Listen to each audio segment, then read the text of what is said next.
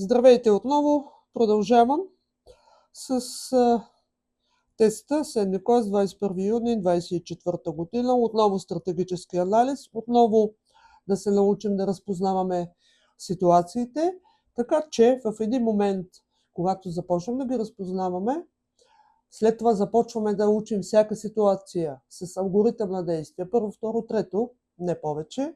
Все пак сме седми клас, а не 12 или първа година студенти. Не е чак толкова сложно.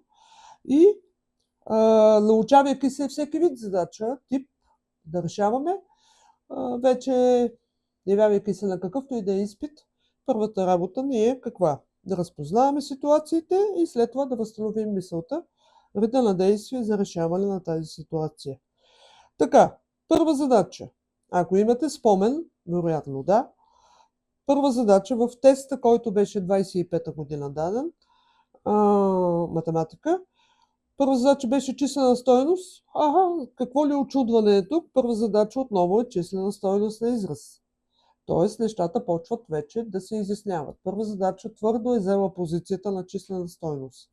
Така, разбира се, тук има тънкости при числена стойност, но важното е, че сме разпознали типа задача за числена стойност. Така, втора задача, стойността на израза, същата история, т.е. подобна. Там беше хикс с хикс на втора, в хикс на трета или подобно нещо. За хикс еди колко си. Тук е същото, стойността на израза 5 минус 5 хикс, т.е. първа и втора от 25-та година като вид се повтарят като вид с първа и втора от 24-та година НВО-то. Минавам на трета задача. Израза, скоби на втора, е тъждествено равен на израза.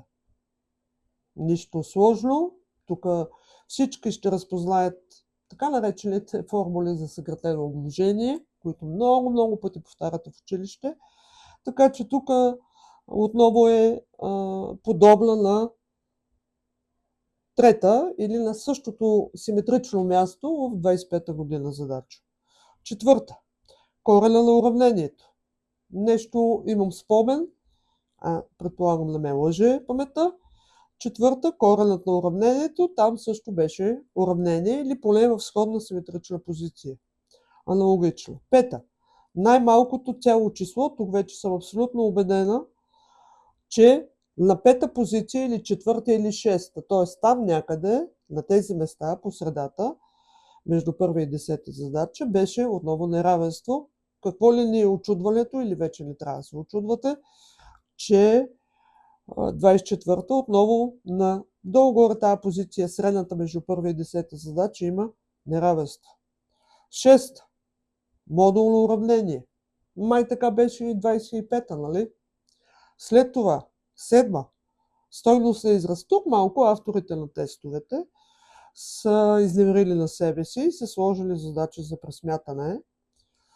Защо за пресмятане? Първо питат стойността на израза и имате само числа.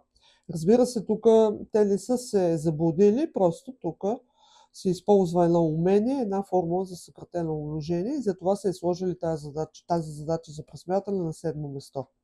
Седмо, осмо, това е условно, разбирате ме. Говоря позициониране долу-горе. Осма. Вероятност. Някъде там, 25-та година, някъде там на 7-8 место, пак беше задача за вероятност, ако помните. Тоест, нещата се подреждат. 9-та. Беше задача с думи. Не помня, честно казано какво, но пак беше нещо в два реда. Къса текстова задача, някаква житейска ситуация. Така, т.е. вие виждате, че това не е един хаотичен набор от задачи, които са ви ги сложили на един лист хартия и казват решавайте. Има изключително строга логическа последователност и обикновено типовете задачи са едни и същи. От вас се иска да научите да разпознавате типа задача и оттам да научите реда на действието. 10-та, минаваме малко вече по-висока топка. Мисля, че там 10-та някъде в 25-та година теста, НВО. Беше отново две прави. Мисля, че бяха успоредни там. Така, пресечени с трета, т.е. тук имате 10-та ситуация с ъгли. Няма триъгълник, няма успоредник, трапец, ромб, куб. Не, тук имате ъгли. Абсолютно аналогично с 25-та задача. 11-та задача. Да, триъгълници. Така мисля беше и 25-та година. Така в теста. 12-та. Там мисля беше триъгълник или успоредник. Тук имаме ромб. Т.е. виждате нищо случайно. Така, 13-та. Вече малко по-висока летва. Защо? И дори да не съм прочела задачата, аз виждам, че чертежа има елементи, които изискват малко повече знания. Разбира се, логично, това е 13-та задача. Удоволствието от 1 до 10-та, лесните, вече е зад гърба ни. Така, 14-та. 14-та отново триъгълник с много елементи, като има неизвестно хикс в ъгъла, т.е. логично, пълна аналогия с 25-та година теста. 15-та задача. Поглеждам чертежа, разбира се, винаги. Първо поглеждам чертежа, за да се ориентирам къде съм. Така, след което виждам много простичък чертеж. Вероятно, за 15-та позиция, 15-та задача, толкова простичък чертеж крие някаква уловка. Тук, разбира се, вече е самата подготовка като стратегия за изпита, т.е. като видите нещо простичко, да ли си мислите, че е толкова простичко, ако се намира някъде на 15-16 позиция. 16-та задача, така, разбира се, тук сме висока топка, образно казано, повече умения, нищо, че е на 2 реда задачата, със сигурност не е много лесна задача.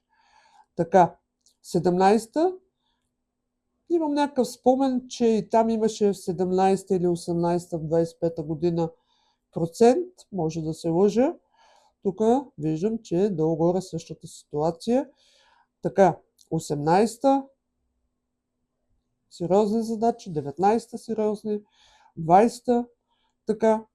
Това N някак си много ми наподобява N в 25-та теста, но може да се лъжа. Сега това N, може би няма нищо общо с онова N. Така, но ето ги задачите до 20. Отново виждате, че се повтарят. 1-2 задачи пресмятане, 1-2-3 задачи до 4 задачи неравенство, уравнение, разлагане, след което имате 1-2 до 3 задачи с вероятност. Без вероятност няма как да се мине. Задача с думи, още една задача с думи, но простички, защото сме от първа още до 10-та, след което започват задачи с ъгли. Така, имам 1-2 минути да хвърлим един поглед. Уважаеми, които ще гледате това видео, за което съм ви благодарна, разбира се, че ме уважавате. Така, 22-та част. Вече сме в тежката артилерия. Защо? Изглежда страшно, изразът е много дълъг. Това, разбира се, много от вас ще ви предизвика вълнения. Казва, не, това не съм го учил, това не мога, така нататък. Разбира се, ще дойде момент, в който ще видите, че така нареченото това не е толкова страшно, колкото изглежда. Така, ето 21-та, ще видите, ако си направите труда да погледнете 25-та година теста във втората част, така ще видите, че отново първата задача е подобна. Израз и с 1-2 по-точки.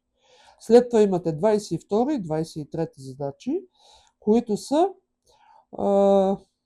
бих казала, стряскащи за учениците, но всъщност това са едни от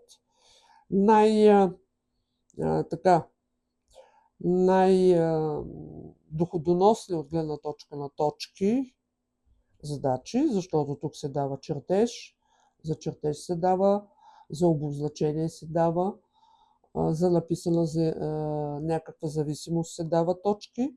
Тоест тук на обикновен език можем да кажем, че може да се вземат няколко точици за тези, които вече са много изморени от решаването на предишните задачи. Спирам до тук, защото ме чака още един тест. Пускам и следващото с теста, който е този тест в момент. Е 24-та. Ще пусна същия подобен анализ и за 23-та година, с което ще спра този стратегически поглед и ще започнем. Какво ще започнем? Ще видите, когато му дойде времето. За сега довиждане.